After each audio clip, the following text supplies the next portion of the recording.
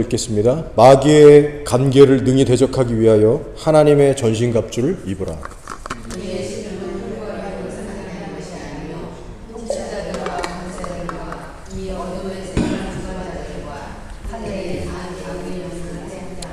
그러므로 하나님의 전신갑주를 취하라. 이는 악한 날에 너희가 능히 대적하고 모든 일을 행한 후에 서기 위함이라.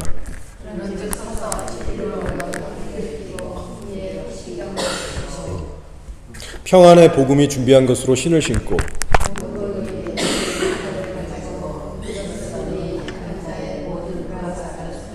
구원의 투구와 성령의 검 곧 하나님의 말씀을 가지라. 아멘. 네, 예수님께 가까이 가려고 하는 사람들에게는 반드시 원수의 공격이 있습니다. 많이들 느끼고 계시죠? 저도 어릴 때부터 모태신앙이어서 교회를 다녔습니다. 근데 이유를 잘 몰랐어요. 교회 가서 나름 어렸지만 예배를 드리면 은혜를 받을 때가 있잖아요. 근데 집에 돌아오면 기분 좋게 돌아왔는데 부모님하고 가족들하고 금세 다투는 일들이 생기는 겁니다. 맘 상해버리는 거예요. 얼마 못 가서 은혜가 금세 소멸되더라고요. 하나님께 그 없던 관심을 갖게 된다거나 은혜를 받아서 신앙생활을 좀 열심히 해보려는 마음이 들면 어김없이 일들이 터지기 시작해요. 쓸데없는 걱정, 염려, 금식거리가 생긴다든가 사람들 간의 관계가 어려워지기 시작한다든가 결코 바람잘 날이 없었습니다. 자, 여러분 배후에 누가 있습니까? 사탄이 있어요. 사탄. 전문 용어로 영적 전쟁이 있습니다. 근데 제가 어릴 때는 잘 몰랐다니까요. 내 삶에 일어나는 이런 일들이 영적인 일인지 자연적인 일인지. 어린 제가 뭘 알 수 있었겠습니까? 요즘에 와서야 교회들마다 영적 전쟁 세미나에 수많은 집회 막 글로벌하게 교류하니까 이게 뭔지를 좀 우리도 알죠. 지식적으로 여러 면에서. 근데 80년대 90년대만 봐도 지금하고 많이 달랐습니다. 분위기가. 그래서 지금 돌아보면 안타까워요. 제가 나이가 어렸을지라도 영적 전쟁에 대해서 무지했으면 정말 위험한 일인데 너무 무지했던 대가로 제가 보니까 최소 20년 이상은 마귀에게 탈탈 털리는 인생을 살았습니다. 마귀가 흔들면 흔드는 대로 다 흔들리고 죄 가운데 정말 잃어버린 인생을 살았어요. 하나님 앞에 기억되지 않는 인생을. 그래서 가끔은 제가 이런 생각 심각하게 합니다. 제가 훗날 목사가 될 거를 사탄 마귀는 당연히 알고 있었고 그래서 나를 더 심하게 공격하지 않았을까. 아마 반드시 그랬을 겁니다. 한국의 용하다는 무당들을 보니까요. 수년 후에 몇 년 후에 누가 대통령이 될지 이름까지 정확히 맞추더라고요. 참 신기하더라고요. 귀신도 미래일을 정확히 맞출 수 있구나. 물론 하나님처럼 100%는 아니지만 허용된 범위 안에서 기가 막히게 맞추더라고요. 실제 유명한 실제 사례가 있어요. 이름까지 정확히 되면서 이 사람이 수년 후에 남한의 대통령이 될 건데 기독교 장로다. 장로 출신이다. 그리고 이 사람이 대통령이 되면 이러한 일이 생겨서 나의 사단의 왕국이 위협을 받게 되니 너희는 이런 식으로 해방을 놔라. 이런 전략까지 주는 탑급의 무당이 있었습니다. 실제로 있었고 그 말대로 됐어요. 좀 신기하고 흥미로운 얘기죠. 그러나 귀신 얘기니까 여기까지만 하겠습니다. 말씀드리고 싶은 건 뛰어난 영적 존재들이라는 거예요. 사단의 지혜, 능력, 전략 이 어떤 면에서도 인간의 능력으로는 감히 대적할 수가 없습니다. 심지어 여러분 눈에 보이지도 않죠? 적은 우리를 빤히 쳐다보고 있고 웬만한 우리의 생각, 마음 다 읽고 있는데 우리는 볼 수가 없어요. 능력으로도 안 되고 눈으로 볼 수도 없고 우리가 도대체 어떻게 상대해야 이길 수 있습니까? 자, 결론적으로 여기 계신 여러분 모두가 사단의 존재도 인식하고 계시고 사단의 능력이 엄청나다는 것도 알고 계시고 하루하루가 영적 전쟁 중에 있다. 여러분 이 모든 것을 여러분 다 알고 계십니다.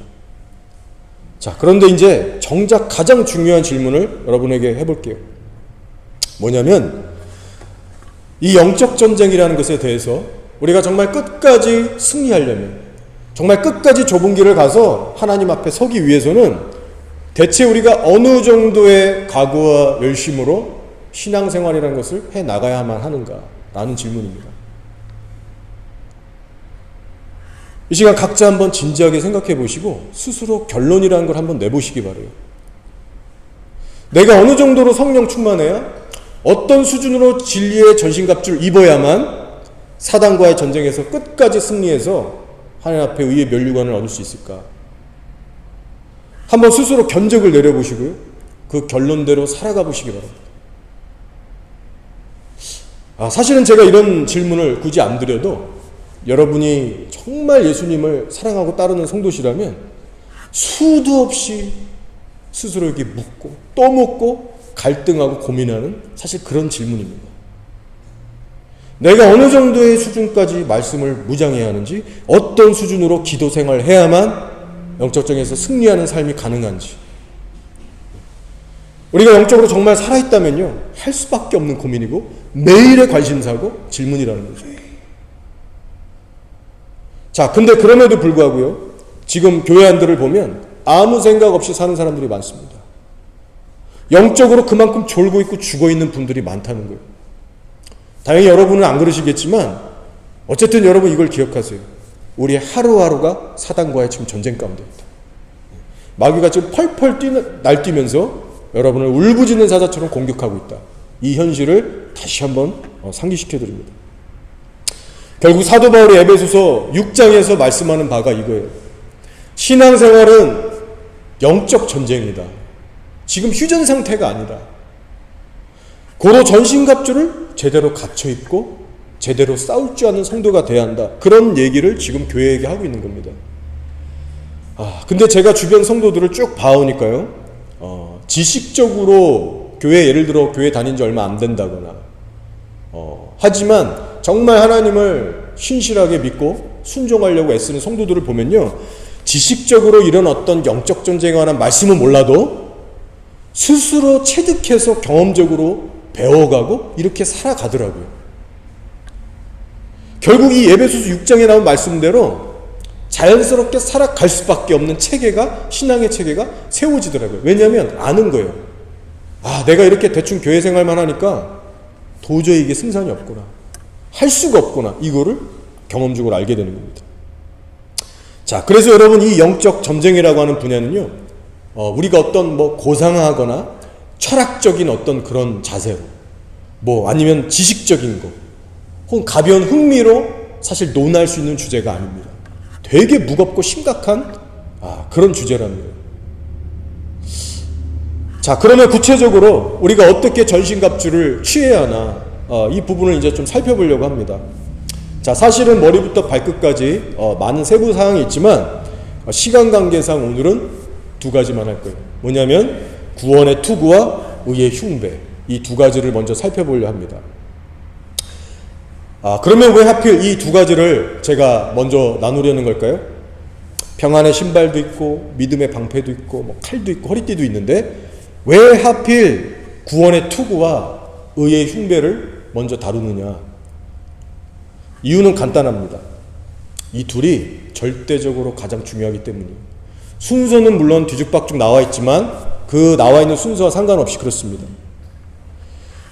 구원의 투구와 의의 흉배가 제대로 먼저 서지 않으면요, 우리가 방어한다고 쳐든 믿음의 방패, 그리고 적을 향해 휘두른다는 이 칼, 이런 것들이요 아무 소용이 없어요.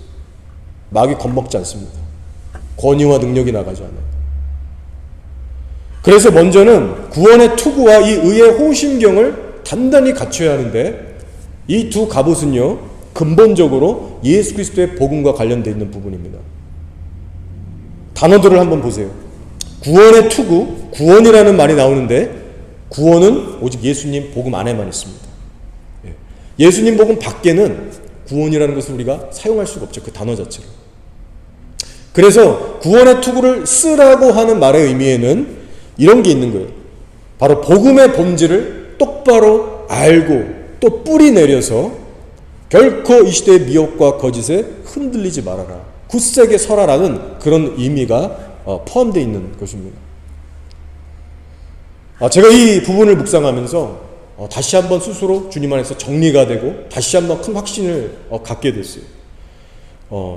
여러분, 제가 수년간 여러분과 함께 하면서 제가 항상 여기서 선포했던 메시지는요 바로 이 부분입니다. 구원의 투구, 십자가의 도를 외쳤어요. 이 시대의 많은 교회들이 어설프게 넘어가는 흐릿해진 십자가에 대해서, 그 자아부인과 좁은 길에 대해서, 제대로 된 그 복음에 대해서 제가 항상 여러분께 외쳐왔습니다. 그래서 혹시 이런 분이 계실지 몰라요. 김 목사 맨날 저 얘기냐, 속으로 짜증내시면서 저거밖에 할 줄 모르냐, 제 눈을 피하고 계시는 분이 계신데, 어쨌든 저는 여러분을 축복하고요.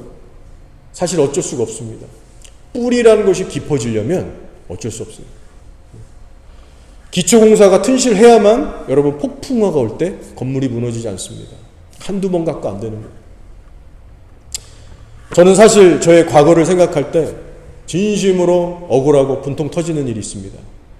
뭐냐면 내가 초등학교 때, 중학교 때, 고등학교 때 정말 누군가가, 정말 그 하나님의 사람이 저에게 붙어서 진짜 복음은 이런 거야, 너 이렇게 살면 지옥 가, 정말 그 복음이 뭔지를 알려주고 영향을 주고 이끌어주는 사람을 만났었더라면 제가 좀 더 하나님께 빨리 돌아오지 않았을까, 그 많은 세월 동안 방황을 좀 줄일 수 있지 않았을까.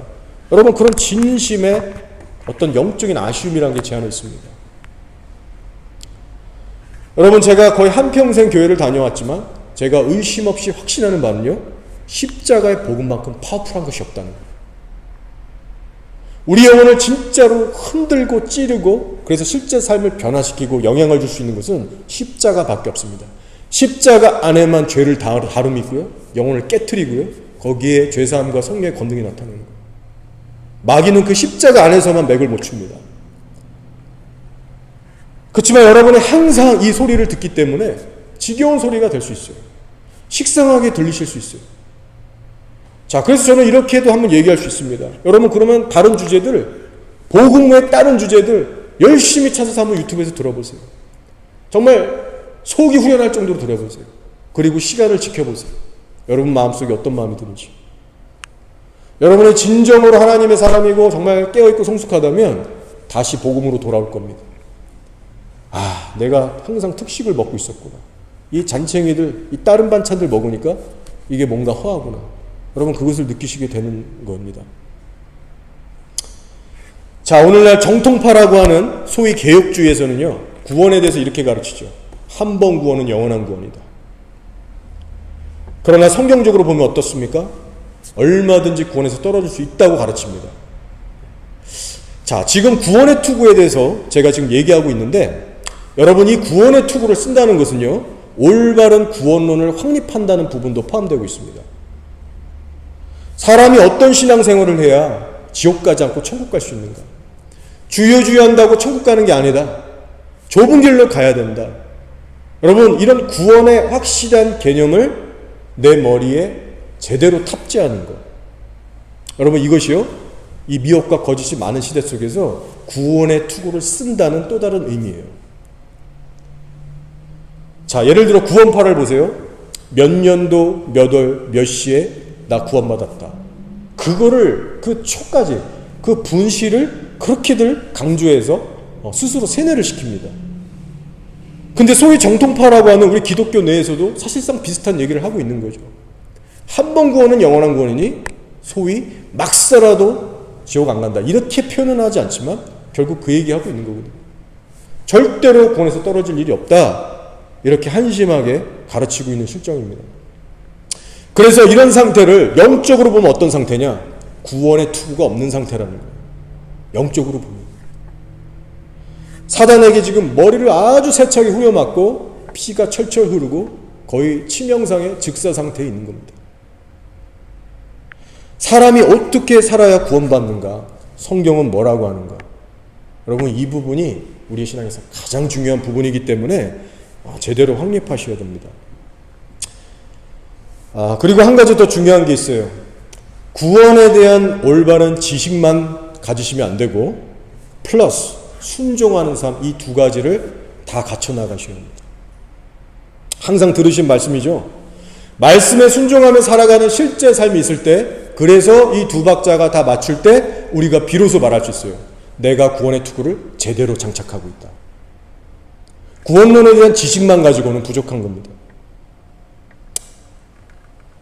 여러분, 사람의 신체 중에서 가장 치명적이고 가장 연약한 부분이 어딘지 아시죠? 지금 계속 얘기하고 있는 머리입니다.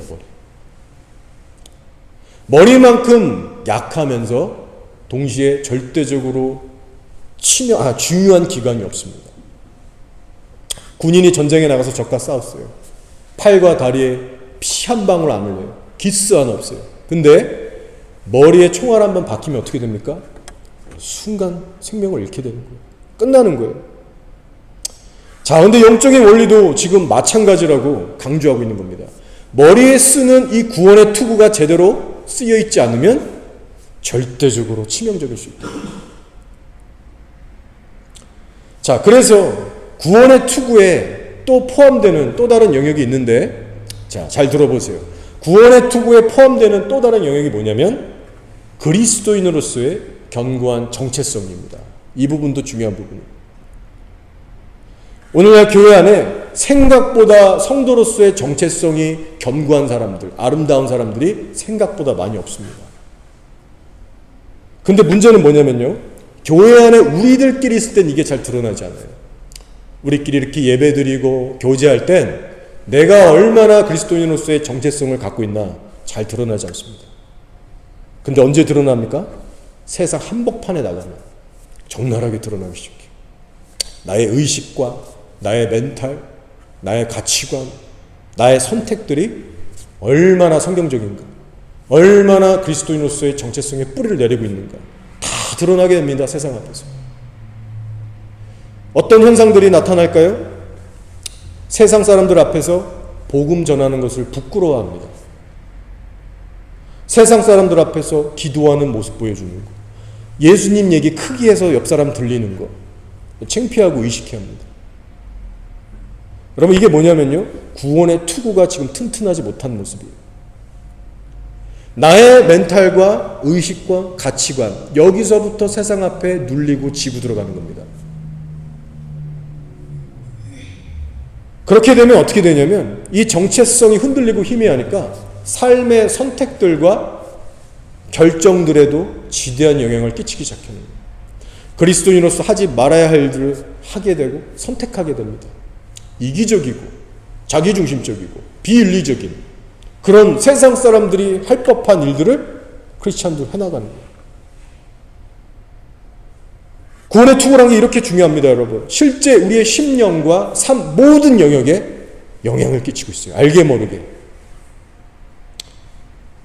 여러분은 어떠십니까? 특히 여러분이 교회 밖 세상 앞에 섰을 때, 믿지 않는 친구들, 이웃들과 함께 하실 때 여러분 안에 그리스도인의 정체성이 흘러가고 있습니까?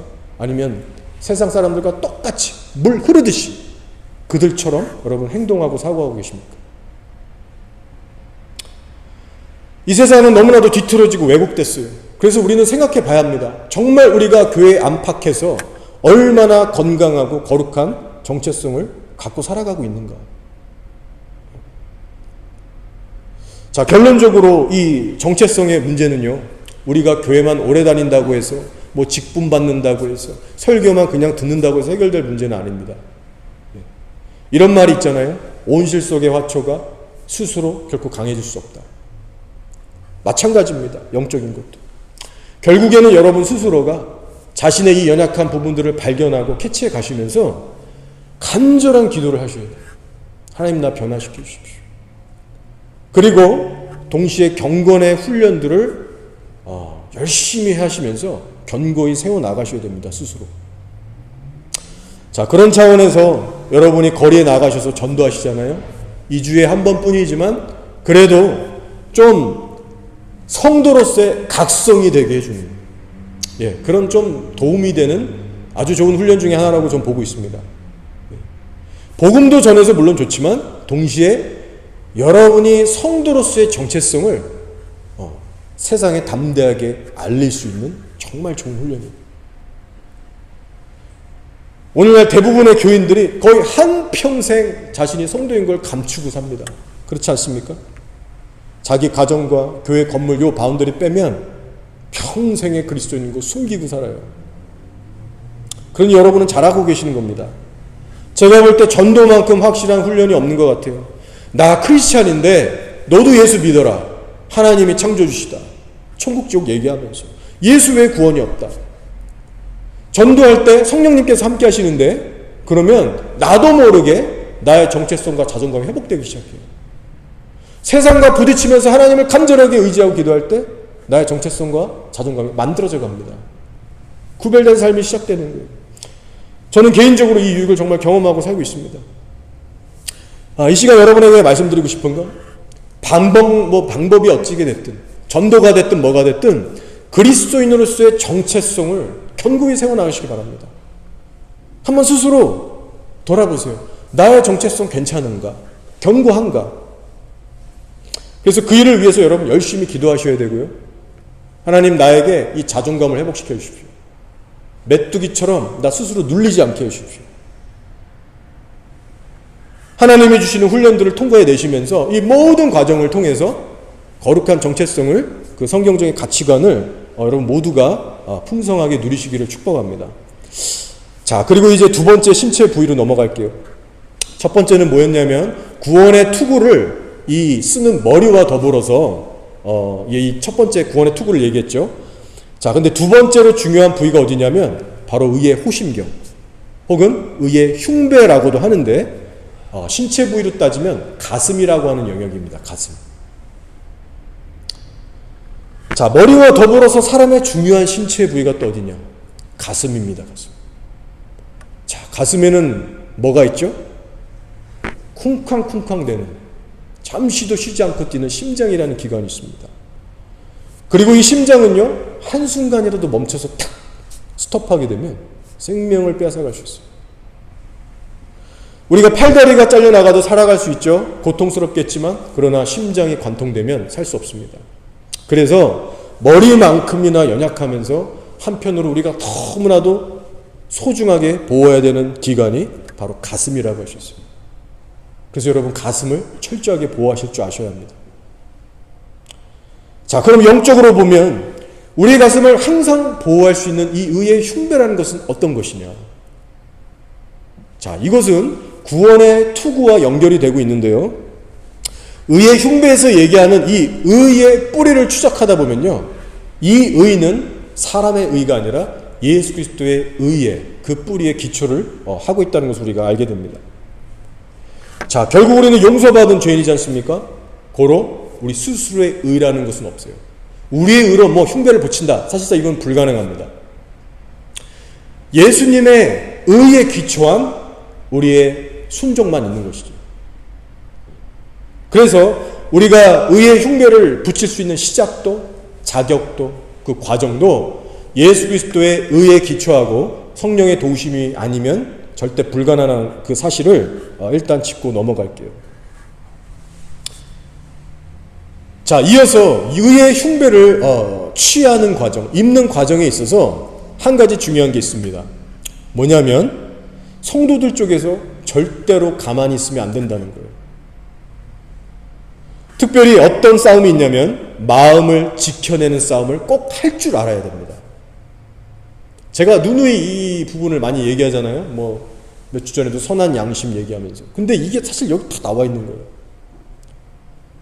마음을 지켜내는 싸움을 꼭 할 줄 아셔야 되는데 바로 하나님의 뜻을 항상 기뻐할 수 있는 마음, 내가 즐겨서 순종할 수 있는 마음, 감사할 줄 아는 마음, 그 순수하고 거룩한 그런 열정의 마음을 내가 항시 잃어버리지 않도록 씨름하고 분투하는 자세로 살아가셔야 됩니다. 그렇게 해야만 이 의의 흉배라는 것이 제대로 우리 가슴팍에 붙어서 떨어지지 않고 적이 그냥 사방에서 몰아칠 때도 우리가 든든히 버텨나갈 수 있는 거예요. 자, 한번 생각해 보시기 바랍니다. 자, 가슴에는 심장이 있는 부분 우리가 나눴어요.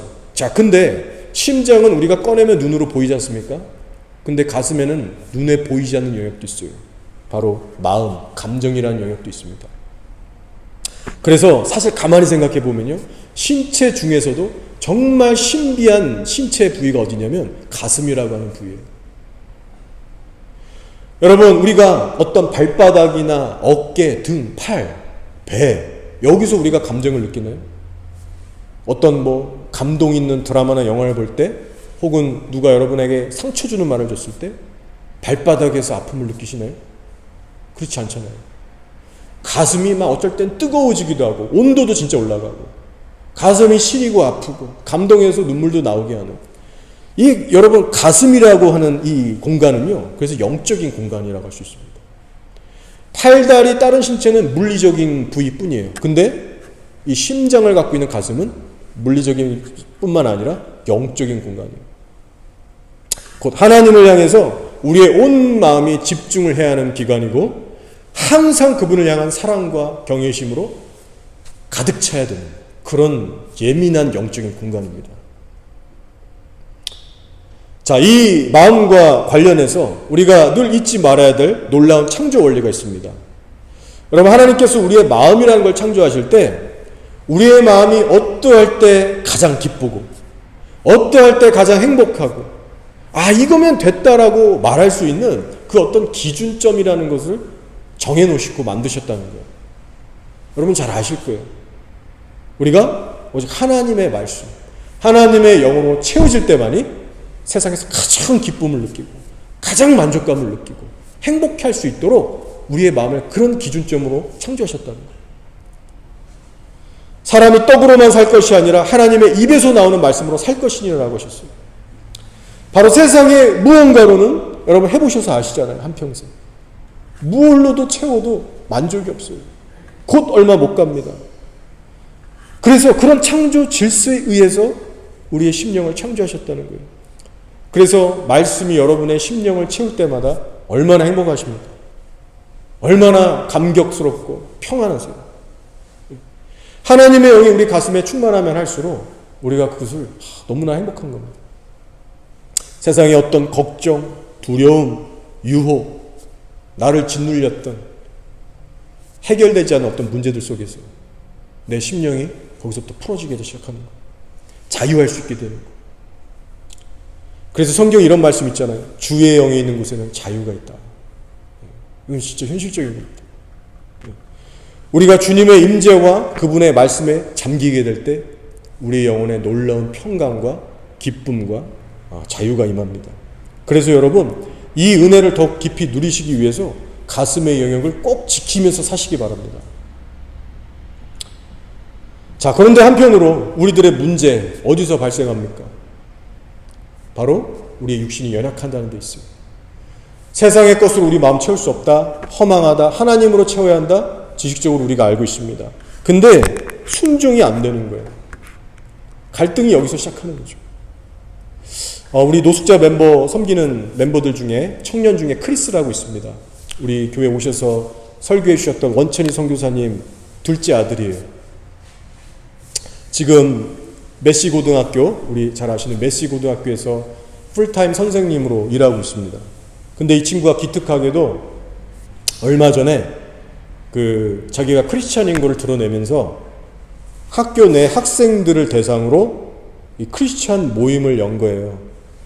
노티스 보드에 나름 포스터를 조그맣게 해서 성경 이런 거 디자인해가지고 예수님 믿는 사람들 모여라, 믿지 않는 사람들도 와라, 말씀 보고 기도하고 예배하는 시간을 갖는 거예요. 일주일에 한 번 점심시간 이렇게 사이 짬을 내서 한 3, 40분 이렇게 갖는 모양입니다. 쉽지 않은 사역을 시작한 거예요. 동성애를 다 인정하는 마당에 선생님들 사이에서도 손가락질하는 사람이 있을 수 있잖아요. 이 친구가 보기보다 담대하고 열정이 있구나. 내가 사역자 아니었으면 그렇게까지 못할 것 같은 그런 생각도 들더라고요. 아무튼 시작한 지 지금 몇 주 안 됐는데 처음 시작했을 때 물어봤어요. 제 기대감으로. 몇 명이나 왔냐? 딱 2명 같아. 한 명은 믿는 애고 한 명은 믿는 애가 안 믿는 친구를 데려왔더라고요. 그래서 제가 한 명이라도 온 게 어디냐. 너무 너 귀한 일을 했다. 한 명에게 집중해라. 이렇게 격려를 해뒀거든요. 근데 이 크리스가 사실 이 사역을 이제 본격적으로 시작하기 전에 그 노숙자 찬양 기도 모임 할 때 저한테 둘이 있을 때 이런 말 하더라고요. 제가 요새도 기도 제목 없니? 물어보니까 사실 목사님 있어요 이러면서 자기가 학교에서 이러이러한 예배 모임을 시작할 건데 기도하다가 목사님 생각이 났어요. 노숙자에서 설교하시는 것처럼 저희 학교에 일주일에 한 번씩 와서 애들 모이면 설교를 좀 해주세요 라고 그렇게 부탁을 하더라고요. 제가 부담도 살짝 되지만 이거 참 주님이 기뻐하실 사역인 것 같아서 그래 일단 기도해보자. 뭐 주님 뜻이면 당연히 내가 순종해서 해야지. 그러고만 있는 지금 상태예요.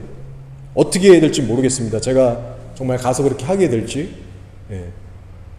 아무튼 여러분 생각나실 때 크리스와 이 메시 고등학교를 위해서 기도해 주시기 바래요.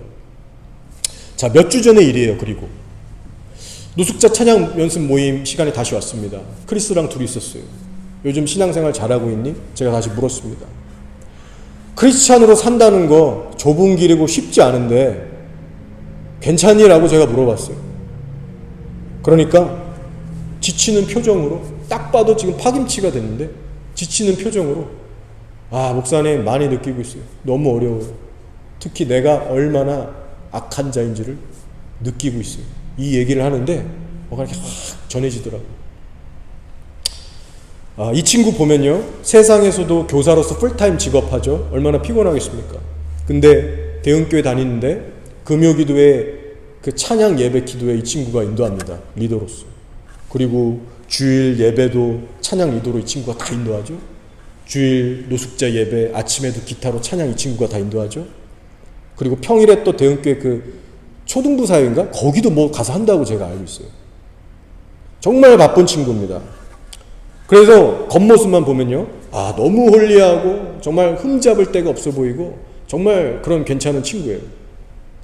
자, 근데 이 친구가 솔직하게 얘기하는 겁니다. 내가 얼마나 악한 자인지 많이 느끼고 있다. 그래서 힘들다고. 구체적인 얘기는 안 했어요. 근데 한마디로 다 느껴지더라고요. 그 공간에 딱 둘이 있는데. 얘가 힘든 싸움을 지금 하고 있구나. 말 못할 어려움이 학교와 여러 가지 교회 안에서 있겠구나. 근데요, 자신의 본성이 얼마나 악한지를 인식하고 있다는 것, 신앙생활에 결코 쉽지 않다고 그렇게 심각하게 고백하는 이 모습이 너무나 귀하고 복되다. 저는 그걸 느끼게 됐습니다. 그 현장에서. 여러분, 전혀 신앙에 어떤 고민과 탄식 없이 교회만 왔다 갔다 하면서 뭐 시키는 거 하는 이런 성도들이 사실 얼마나 많습니까?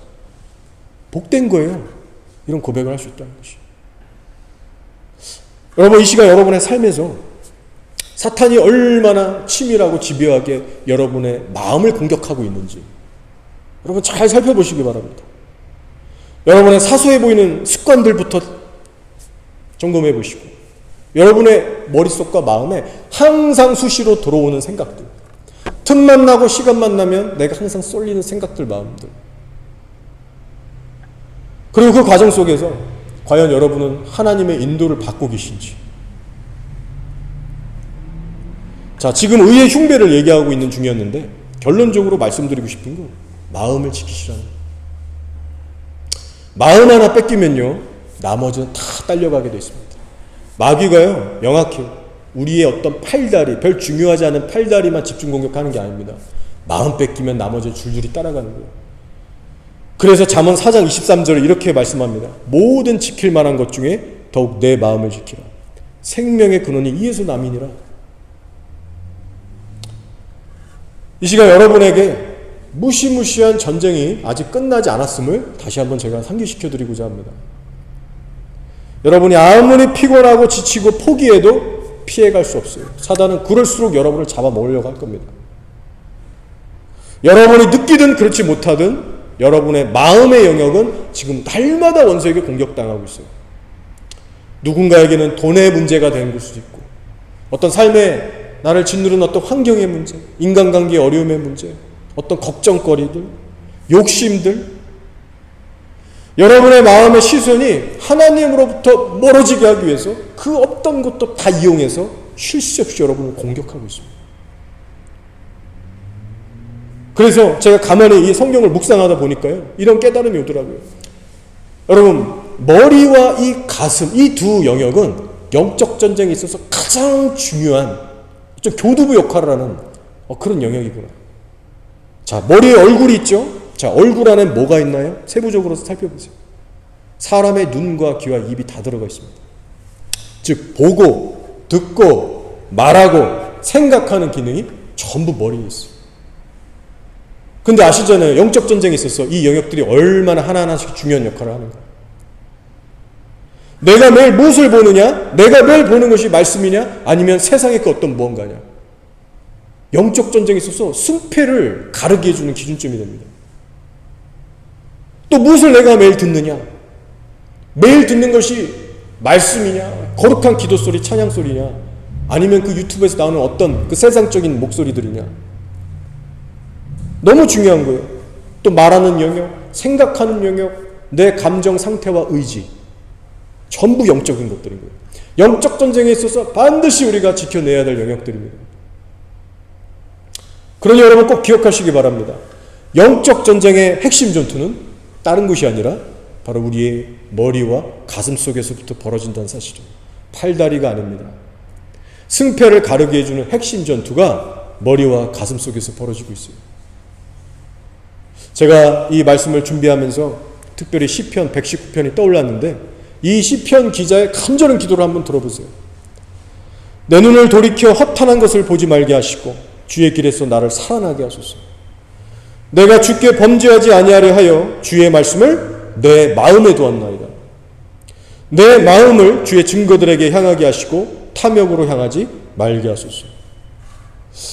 여러분 제가 초반에 말씀드렸습니다.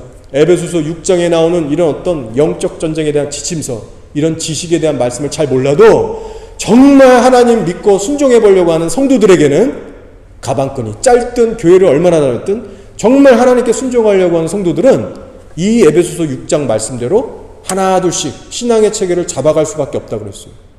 스스로 경험적으로 부딪히고 알아가면서 뭐 이론적으로 학문적으로 배워서 아는 게 아니라 부딪혀가면서 이걸 설립해 간다고 말씀드렸어요. 자, 근데요, 바로 이 시편 119편을 쓴 기자가 바로 이런 유의 사람 중 한 명입니다. 구약시대 사람이에요. 신약시대에 쓰여진 에베소서 6장 이런 거 모르는 사람입니다. 정말 구시대 사람이에요. 게다가 구약시대는 어떤 시대냐면 신약시대 예수님 오셔서나 사도들 통해서 대놓고 귀신 축사하시고 쫓아내는 그런 축사사역이 본격적으로 시작됐지 구약시대는 그런 거 없습니다. 기껏해야 뭐 다윗이 수금 타며 악신이 떠나가는 그 외에 찾아볼 수 없어요. 구약 성경에서. 자, 그러나 그럼에도 불구하고 시편 119편을 쓴 이 기자는요, 영적 전쟁을 할 줄 아는 자였다. 영적 전쟁을 하는 사람이었어요. 지금 구약 성경에 이 시편 119편에 마귀라는 단어 안 나옵니다. 영적 전쟁이라는 단어 나오지 않아요. 그러나 이 사람이 어떤 기도를 간절하게 생명을 다해 드리는가를 보면 그가 평소에 어떤 신앙생활을 했는가, 영계를 어떻게 이해하고 바라보고 있는가, 여러분 우리가 대부분 느낄 수 있잖아요. 현실의 심각성을 잘 알고 있는 사람이에요. 자기의 눈과 마음을 지켜달라고 생명을 다해 하나님께 기도하고 사모하고 있는 겁니다. 여러분 우리에게도 이런 동일한 자세와 열정이 있었으면 좋겠어요. 자, 이제 말씀을 정리하고 마치겠습니다. 여러분 이제 삶으로 돌아가셔서 머리와 가슴만큼은 꼭 지켜내시길 바랍니다. 우리가 머리와 가슴은 챙기지 않으면서 형식적인 큐티와 기도 생활할 때 여러분 마귀와 싸워 이길 수 없다는 것을 다시 한번 여러분 기억하세요. 이 의미가 무엇인지를 다시 한번 여러분 소화하시면서 점검하시기 바랍니다. 먼저는 복음의 본질의 뿌리를 내리시면서 올바른 구원론을 확립하시기 바랍니다. 사람이 만든 신학, 교리, 한때 시대에 유행하고 사그러드는 그런 어떤 시대의 어떤 흐름에 여러분 흔들리지 않을 말씀에 기초한 확고한 구원론을 세우셨으면 좋겠어요. 자, 그 다음으로는 성도로서의 정체성을 확실하게 견고하게 회복해 나가시기를 바랍니다. 이 거친 세상에서, 이 미혹 많은 세상 속에서 정말 당당하게 하나님의 자녀로서 드러내놓고 살 수 있도록, 꿀리고 주눅들지 않도록 성도의 정체성을 견고히 만들어 가세요. 분명한 건요, 세상에 쉽게 주눅들고 흔들리는 정체성 정도로는 영적 전쟁에서 승리할 수가 없습니다. 자, 그리고 구체적으로 더 나아가서 여러분의 눈, 귀, 입, 생각, 그리고 가슴까지 항상 철저히 보아하세요. 지금 영적인 부분들을 말씀드리는 거죠. 항상 말씀을 가까이 하세요. 기도와 찬송의 입술을 회복하세요. 여러분의 이 마음, 감정이란 이 마음 속에, 이 공간 속에 실질적으로 하나님의 임재를 사모하시고 채워두세요. 내 이 마음이라는 영역 속에 하나님이 느껴지지 않는다. 세상에 그 무언가가 자꾸 들어온다. 여러분 위기의식을 가지고 의의 흉배를 회복하셔야 됩니다. 항상 하나님의 임재를 사모하는 심령으로 예배 자리에 계속 서셔야 돼요. 그렇게 세상을 항상 가슴에서 몰아내시면서 세상이 다시는 들어오지 못하도록 경계하고 싸우시면서 오직 하나님의 말씀과 기도로 채우시길 바랍니다. 우리가 그렇게 실제 하루하루 살아갈 때에 사단을 능히 이길 수 있는 하늘의 권세와 능력과 그 힘이 우리에게 날마다 부어지게 될 겁니다. 그렇게 하루하루 승리하시고 성장해 나가시는 저 여러분 모두가 되기를 주님의 이름으로 축원드립니다. 아멘.